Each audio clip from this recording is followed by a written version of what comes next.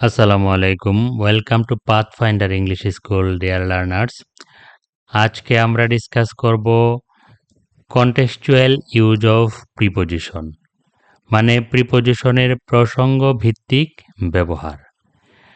Contextual use of preposition অর্থাৎ প্রিপোজিশনের প্রসঙ্গ ভিত্তিক ব্যবহার মানে সেম প্রিপোজিশন ডিফারেন্ট মিনিং, মানে একই প্রিপোজিশন কিন্তু ভিন্ন ভিন্ন বাক্যে অর্থ বদলে যায়। একই প্রিপোজিশনের অর্থ ভিন্ন ভিন্ন বাক্যে ভিন্ন ভিন্ন, অর্থাৎ একই প্রিপোজিশন একই ধরনের অর্থ প্রদান করে না। এই বিষয়টি অবশ্যই জানতে হবে, কারণ একই প্রিপোজিশন কেন এক এক সেন্টেন্সে এক এক কনটেক্সট বা প্রসঙ্গে এক এক অর্থ প্রকাশ করে, এটি আমরা আজকে ডিসকাস করব। যেমন অনেক সময় মনে হয় যে অন মানে হচ্ছে শুধু উপর আর ইন মানে শুধু ভিতরে, কিন্তু বাস্তবে কি তাই? নো। প্রিপোজিশনের অর্থ কনটেক্সট বা পরিস্থিতি বা অবস্থান বা প্রসঙ্গ অনুযায়ী বদলে যায়। যেমন অন প্রিপোজিশনটি অনেক রকমের অর্থ প্রকাশ করতে পারে। ইন, ওভার, আন্ডার, ফ্রম এই সকল প্রিপোজিশনগুলো এক ধরনের অর্থ প্রকাশ করে না। এই প্রিপোজিশনগুলো ভিন্ন ভিন্ন বাক্যে ভিন্ন ভিন্ন অর্থ প্রকাশ করে। আমরা উদাহরণ দিয়ে বিষয়টি ক্লিয়ার করি। যেমন অন প্রিপোজিশনটি কত রকমের অর্থ প্রকাশ করতে পারে? অনেক রকমের অর্থ প্রকাশ করতে পারে, কিন্তু আমি এখানে মাত্র কয়েকটি উদাহরণ দেখিয়েছি। যেমন the book is on the table, বইটা টেবলের উপরে আছে। এখানে অন কি বোঝাচ্ছে? স্থান বোঝাচ্ছে। কোথায় আছে? উপরে আছে। আবার হি ইজ অন ডিউটি নাও, সে এখন কাজে আছে। এখানে তার অবস্থা বোঝানোর জন্য অন প্রিপোজিশনটি বসানো হয়েছে। এখানে অবস্থা বা দায়িত্ব বোঝানোর জন্য। আবার the house is on fire, বাড়িটি আগুনে জ্বলছে। এখানে বাড়িটির অবস্থা বোঝানোর জন্য অন প্রিপোজিশনটি বসানো হয়েছে। তাহলে একটি প্রিপোজিশন কয়টি অর্থ দিয়েছে? স্থান বুঝিয়েছে, আবার দায়িত্ব বুঝিয়েছে, আবার কন্ডিশন বা অবস্থা বুঝিয়েছে। এটি হচ্ছে কন্টেক্সচুয়াল ইউজ অফ প্রিপোজিশন। আমরা গুরুত্বপূর্ণ প্রিপোজিশনগুলো দেখাচ্ছি। যেমন ইনের বিভিন্ন রকম অর্থ প্রকাশ কিভাবে করে আমরা দেখি। He is in the room, সে ঘরের ভেতরে আছে। ইন এখানে স্থান বোঝানোর জন্য বসানো হয়েছে। আবার শি ইজ ইন ডেঞ্জার, সে বিপদের মধ্যে আছে। তার কন্ডিশন বা অবস্থা বোঝানোর জন্য ইন প্রিপোজিশনটি বসানো হয়েছে। আবার the book is in Bengali, বইটি বাংলা ভাষায় লেখা হয়েছে। কোনো ভাষার মাধ্যমে বোঝানোর জন্য ইন প্রিপোজিশনটি বসে। আন্ডার প্রিপোজিশনটি কত রকমের অর্থ প্রকাশ করতে পারে? The cat is under the table, বিড়ালটি টেবলের নিচে আছে। এখানে আন্ডার এখানে আবার স্থান বোঝাচ্ছে।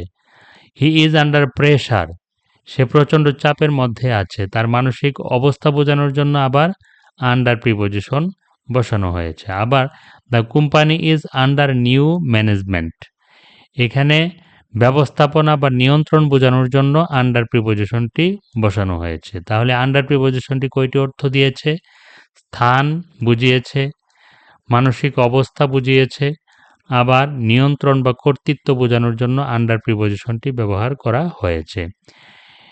একইভাবে ওভার প্রিপোজিশনটি the lamp is hanging over the table, বাতিটা টেবলের উপর ঝুলছে। এখানেও ওভারও এখানে স্থান বোঝাচ্ছে বা অবস্থান বোঝাচ্ছে। কিন্তু দে ফট ওভার মানি, এখানে ওভার কি বুঝিয়েছে? তারা টাকার জন্য ঝগড়া করলো। তাহলে এখানে ওভার মানে হচ্ছে কারণ, টাকার জন্য বা কারণে তারা ঝগড়া করলো। He has control over the team, তার দলের উপর নিয়ন্ত্রণ আছে। এখানে ওভার মানে কর্তৃত্ব বা নিয়ন্ত্রণ বুঝিয়েছে।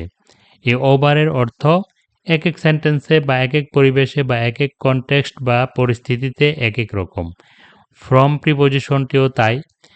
I came from school, I came from school মানে আমি স্কুল থেকে এসেছি। এখানেও স্থান কোথা থেকে এসেছি বোঝানোর জন্য ফ্রম প্রিপোজিশনটি বসানো হয়েছে। আবার he is suffering from fever, সে জ্বরে ভুগছে।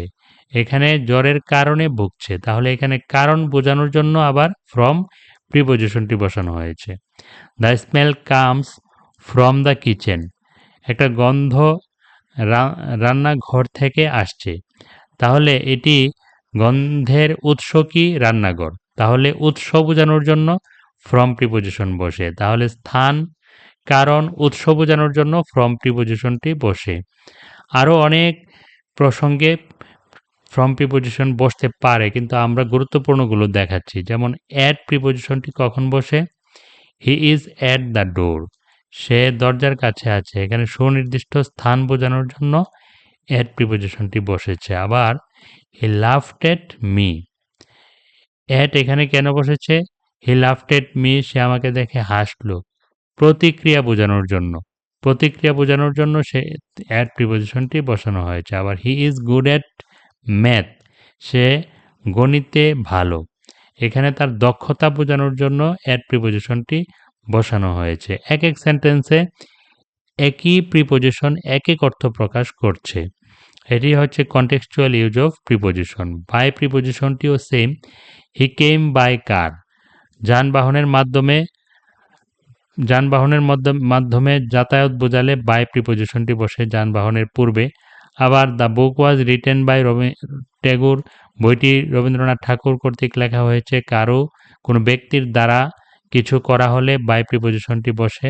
আবার হি স্টুড বাই মি, সে আমার পাশে ছিল। পাশে থাকা বোঝানোর জন্য বাই বসে। কয়টি অর্থ দিয়েছে? বাই স্থান, বাই মাধ্যম বুঝিয়েছে, তারপর ব্যক্তির দ্বারা বুঝিয়েছে এবং পাশে অবস্থান বুঝিয়েছে।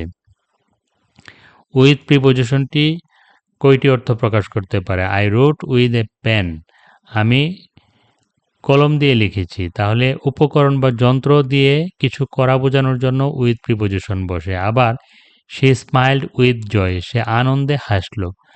রাগ, সাহস, আনন্দ সহকারে কিছু করা বোঝানোর জন্য এগুলো বোঝানোর জন্য উইথ প্রিপোজিশন বসে। আবার she came with her sister, এখানে উইথ বসেছে কেন? সঙ্গে, সাথে বোঝানোর জন্য। একই প্রিপোজিশন উইথ কত রকম অর্থ দিচ্ছে? এটি হচ্ছে contextual use of preposition. To প্রিপোজিশনটি হি ওয়েন্ট টু স্কুল, সে স্কুলে গেল, এখানে গন্তব্য বোঝানোর জন্য টু প্রিপোজিশন বসেছে। আবার she is dedicated to her work, সে তার কাজে নিবেদিত। নিবেদিত বা মনোযোগ বোঝানোর জন্য প্রিপোজিশন টু বসানো হয়েছে। আবার ওয়াটার টার্নস টু আইস, পানি বরফে পরিণত হয়। রূপান্তর, এক বস্তু থেকে অন্য বস্তুতে রূপান্তর বোঝানোর জন্য প্রিপোজিশন টু বসে।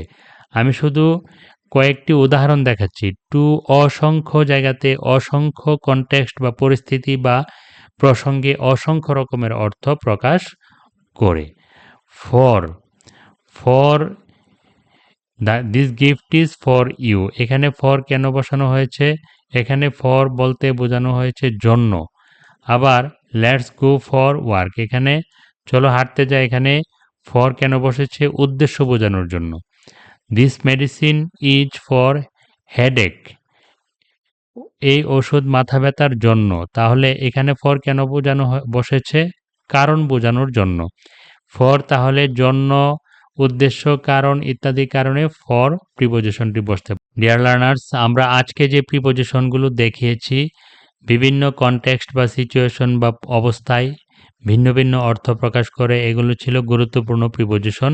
এই প্রিপোজিশনগুলি যে কোনো ধরনের পরীক্ষাতে থাকে, এই কারণে এই প্রিপোজিশনগুলো দেখিয়েছি। মূলত সব ধরনের প্রিপোজিশন বিভিন্ন কনটেক্সট বা সিচুয়েশন বা প্রসঙ্গে ভিন্ন ভিন্ন অর্থ প্রকাশ করে।